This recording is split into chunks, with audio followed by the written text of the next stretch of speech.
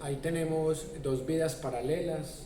Por un lado, la de Manuel Quintín Lame, líder indígena, y por el otro, del presidente que ya habíamos analizado, Carlos R. Restrepo. Lo habíamos analizado desde otras fuentes. Sobre el tema de Quintín Lame, fue un hombre que luchó toda su vida por la reivindicación de los derechos de las tierras para indígenas.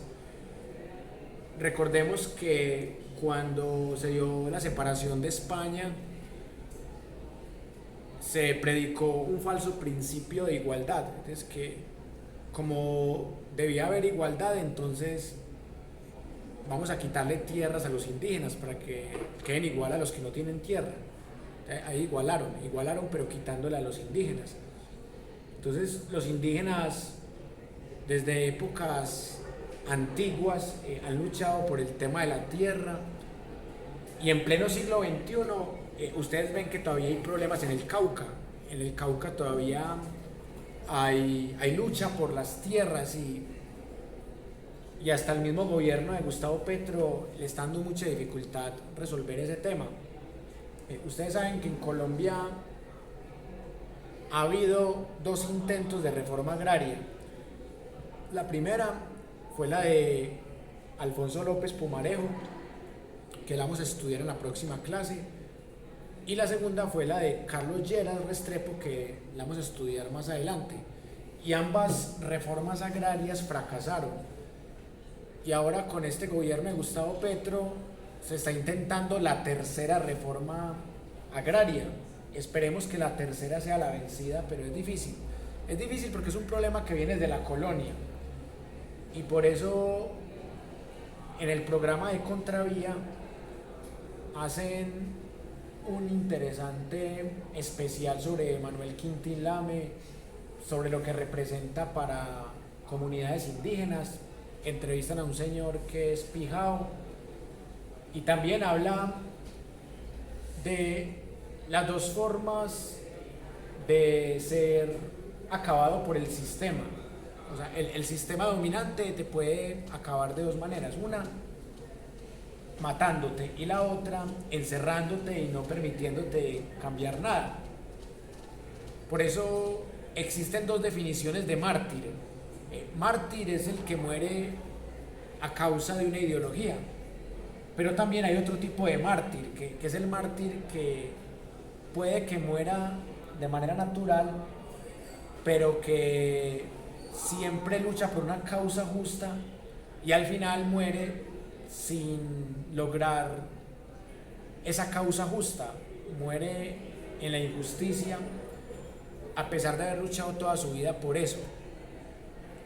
En el caso de Carlos R. Restrepo, él logró hacer unos cambios como presidente. Le tocó una reforma constitucional en la que se abolía la pena de muerte, mejoró la economía, también el contexto internacional lo favoreció, como lo dijimos ahora.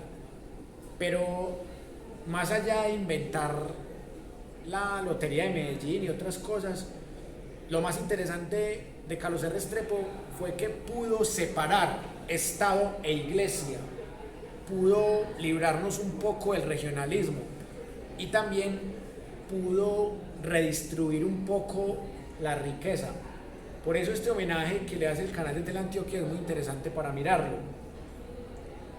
Hemos llegado al momento de las conclusiones, y la primera, que todos los hechos internacionales algún impacto tienen en los países. La Primera Guerra Mundial, que fue una guerra de Europa a sus potencias y sus colonias, afectó la economía colombiana claramente.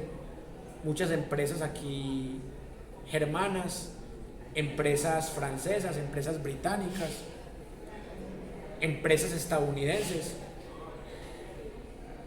Marco Fidel Suárez, siendo ministro de Carlos R. Restrepo, aporta algo al Tratado Thomson-Urrutia.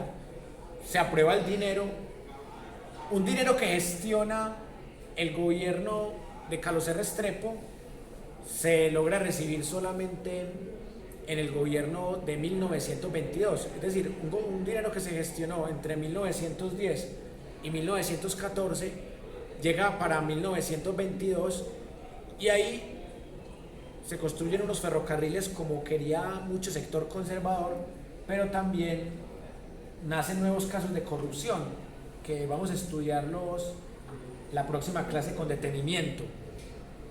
La última conclusión, que siempre que ustedes vean una fuente histórica va a darles una nueva mirada, sea falaz, sea verdadera, pero siempre hay que estar buscando más fuentes.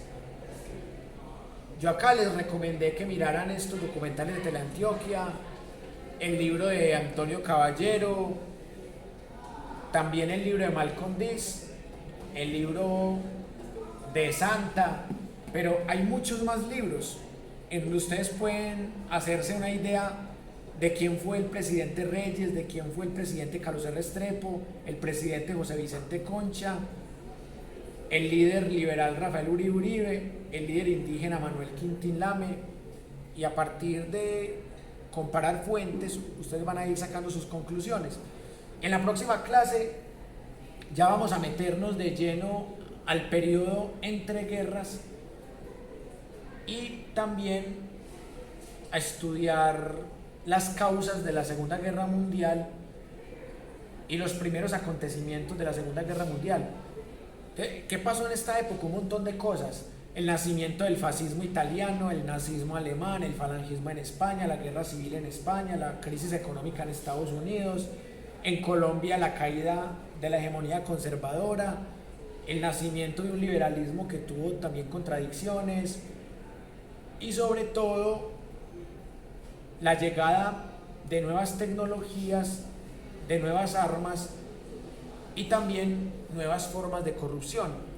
Así que la próxima clase vamos a tener también la aparición de un personaje muy importante en nuestra historia, que es más importante que muchos o que la mayoría de presidentes.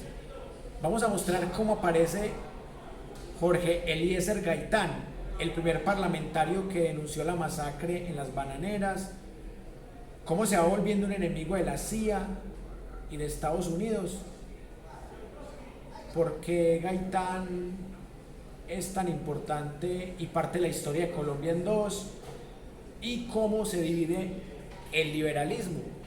Con el gaitanismo, cómo se divide el liberalismo, y cómo favorece esto el conservatismo y muchas cosas más.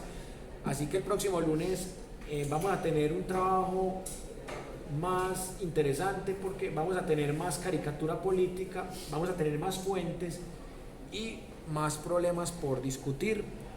Les agradezco mucho por haber compartido este rato y nos vemos el próximo lunes para que ya hablemos de lo que ha pasado de 1918, 1920 en adelante, al menos hasta 1940-45.